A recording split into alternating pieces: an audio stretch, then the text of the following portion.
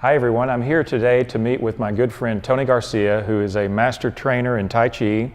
It's great to be with him. It's great to learn more about Tai Chi.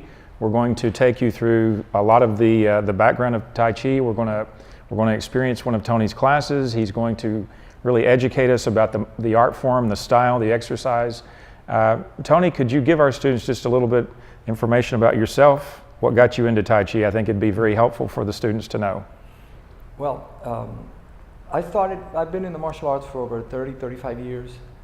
And as I started getting older, I wanted to slow down because also a lot of injuries that happens with the martial arts, especially with the competitions. So I needed to find out how can I help my health at the same time prevent any other further damage to my body. And I found this beautiful art called Tai Chi Chuan from China that helped me slow down and at the same time learn more about my body and to see how I can help others with many conditions. For example, there's multiple sclerosis, there is arthritis, there are a lot of people with fibromyalgia, and Tai Chi is documented and it's been known to help a lot of those people based just on these movements, the way that the energy and the movements affect the body. Fascinating. Could you tell us a little bit about what took you from a point of getting interested in it to going all the way to becoming a master trainer, and even telling our students a little bit about what that's involved in becoming a master trainer?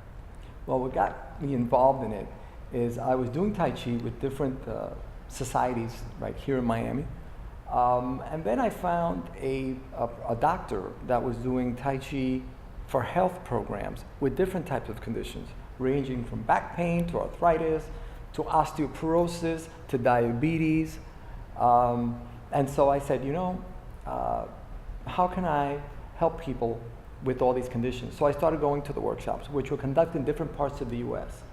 So you start as a student, then you become what's called a senior trainer.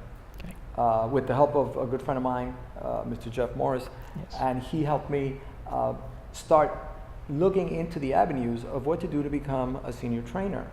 So to become a senior trainer, I had to help, for example, Jeff, to conduct some of the workshops that you do for people with arthritis and things like that, for example. And then I would help them do the workshops. So then after so many workshops, I'm going to, for example, Dr. Lamb's workshops, which were in different parts of the US. They start seeing that you take up many styles within his program. So for my test, I also had to go to Australia to get certified as a master trainer. So as a master trainer, I had to take the Soon 73 forms. You have to know Tai Chi for arthritis part 1 and 2, and different types of Tai Chi to get you there. Then you have to have the experience of how to conduct a workshop. How do you get to certify people who know a little bit of Tai Chi, but they want to become teachers? So there's a method of teaching people how to teach. And so that was even more important. This method that Dr. Lamb has is incredible because you can learn how to watch me, follow me, and show me. And it's done in a certain amount of steps until they get it, and they do it by themselves. So when you incorporate all these things, you become into the family of knowing what makes you a master trainer. I mean, it's just a name because masters are the real masters that are in the mountains and things like that. But what makes the name so important is that you're allowed to be able to certify people to help others with different conditions, arthritis, osteoporosis, fibromyalgia, with just 2 or 3 movements. And these can all be modified. It's incredible. So really becoming a master trainer is almost like replicating or cloning yourself, right? It's becoming, yes. It's becoming at a level that's at a very high level, teaching other people and then allowing you to simply live through the process with other people who then go on and hopefully teach right. other people themselves. Right. So it took me, I would say, about a good 8 years or 9 Wow. years before I was able to. It's an intense process. Senior, 2 or 3 years, senior or 4, and then master trainer, 4 or 5 years going to the workshops, learning, for example, Tai Chi, doing the Yang style, taking up the Chen style, and that's just, it increases your knowledge of what the different styles are and things like that. And then I also took it upon my own to study with different Chinese masters. Nice. So not staying with one, but staying with many, and I got to see their view of how they did the Yang, how they did the Chen. And it's interesting because they all have different perspectives on it with the similar principles, And this way you increase your knowledge.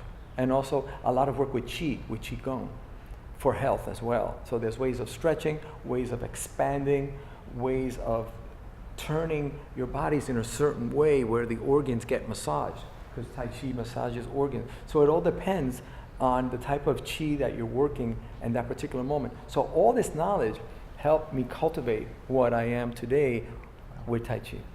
Fantastic. You mentioned a couple of conditions, diseases that Tai Chi's been very effective for. Could you tell our students just a little bit about what would you say? Is it falls prevention? Is it arthritis? Diabetes? Which would you say has been most studied and shown to be help the most with Tai Chi? I'd say for arthritis, fall prevention, back pain.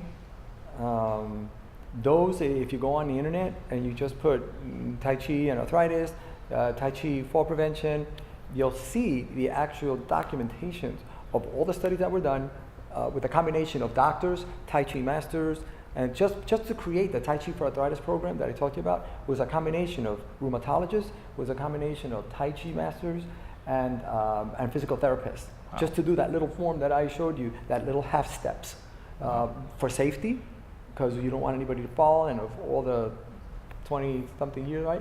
I never had anybody fall.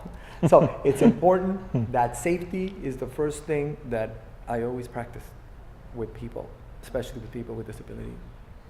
In classic exercise science studies, mostly when we evaluate a study for effectiveness, usually we look at an intervention for at least 12, if not about 16 weeks, or certainly even much longer than that. Can you tell us a little bit about how much time is typically involved in a Tai Chi intervention before people start seeing results? That's a good question.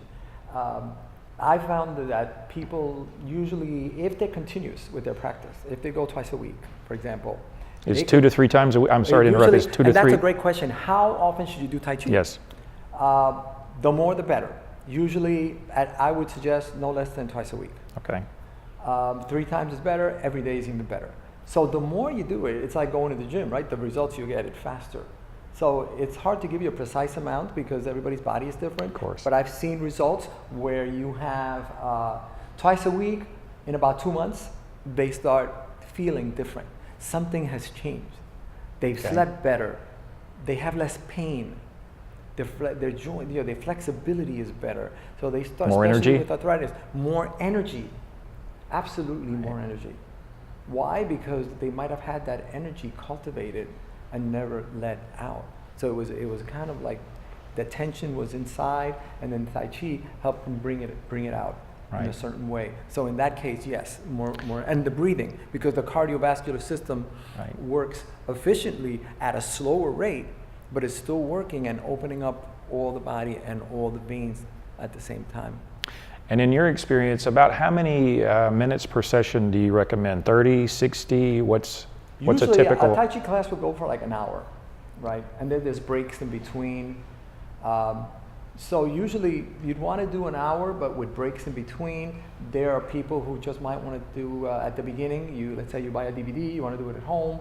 30 minutes might be fine. Again, it depends on your body. It depends on your condition. But anywhere from 30 to an hour is good time to practice Tai Chi. Okay, but again, and then of course this is a different subject. But then they've done studies where they tried to do Tai Chi for kids, and of course it takes a little longer. But with practice, there has been people in New York that do the schools in New York, and they do Tai Chi for schools at the elementary schools and have seen benefits. And that's also documented. So it's interesting that it's not just for one person, it could be for many people at the same time. So you could do it from 5 years old, 3 years old, all the way till you're 100, 105, 110. And the beauty I like about this, that you can still do it. You can still do Tai Chi at all these age ranges. Doesn't matter the condition you're in. You could be in a wheelchair and do Tai Chi, right? I've had people with all conditions doing Tai Chi, and you could do it at any stage. And that's the beauty of it. And something interesting that I've personally done, although I'm not a master trainer of Tai Chi like yourself, but I was involved with a study with Jeff Morris, you mentioned, one of your colleagues, and we actually showed that Tai Chi was effective for, believe it or not, getting people off of cigarettes. We showed that about 67% of the people who participated in our study stopped smoking after 12 weeks of Tai Chi, going 2 to 3 times a week. We had fantastic results. So if you compare the Tai Chi to any Chantix or any other drug on the market or any other form of cognitive behavioral therapy, our program was actually much more effective than anything else in the literature. So talk about something amazing for addiction, you know, cigarette smoking being our most problematic addiction in this country today. It's a huge... I have to agree with you, especially with all these pain medications that are out there. So in Tai Chi, it has been documented also, especially for arthritis, how it reduces the pain. Right. And that's documented. So, you know, I tell my students, well, you know, less pain with Tai Chi, less pills maybe. So they have to play with their body and see what helps them, and if there is a possibility of having a reduction with that after talking to the doctor and of course and all that. But Tai Chi has been documented to reduce pain as well and increase flexibility, which is really important. One of the great things that I like about what you just said is the fact that basically anybody can do this, whether it's children all the way to very old people, people even confined to a wheelchair. The fact that they can do some type of activity, regardless of age or even limitation, is so important, especially given that we live in such a sedentary world today. So that's tremendous. Well, great. Well, I look forward to seeing your class. We're going to go through a class with you. You're going to talk more to us about the principles and the basics of Tai Chi. So we're so happy for you to be involved in our course. Thank you for being part of it. So much. Thank you so much for having me. Thank you. Thank you.